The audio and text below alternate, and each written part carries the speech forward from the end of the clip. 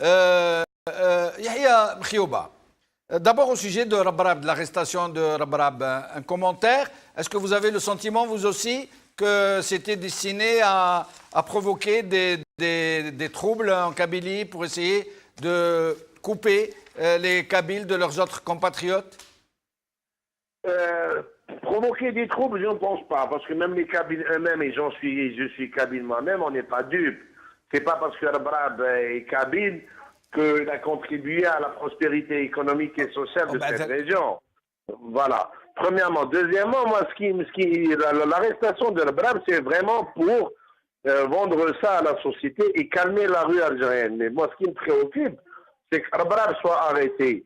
S'il a commis quelque chose qui est puni par la loi, c'est bien, il doit être injusticiable comme tout le monde.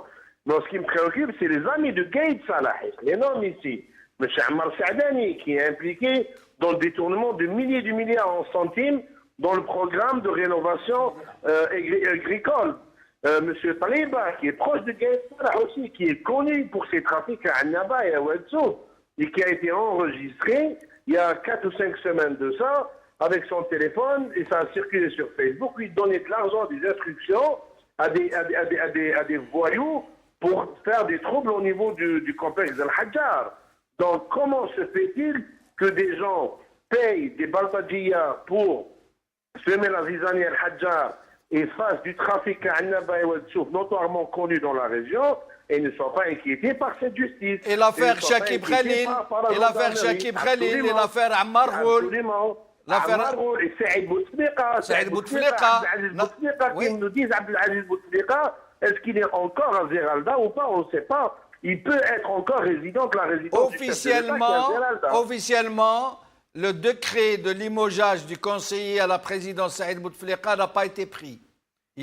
Officiellement, il est toujours conseiller à la présidence. Il est encore conseiller. Donc, quand Gaïd Salah nous parle de Issaba à la télévision, qui ne vient pas, excusez-moi du terme, voilà, se foutre de notre gueule. On n'est pas des dupes politiquement. Et les jeunes Algériens, ce vendredi-là, j'étais à Alger, ils n'ont pas arrêté de scander Ben Salah,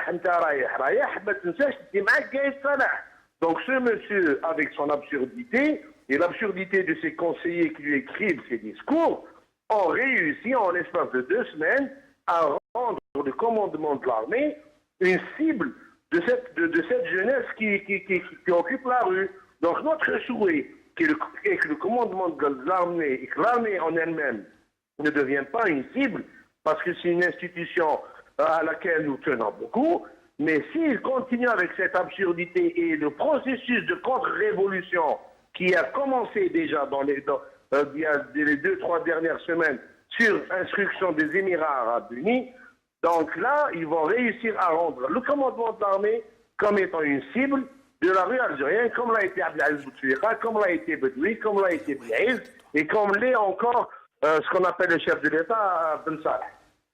Merci Yahya Mkhioba.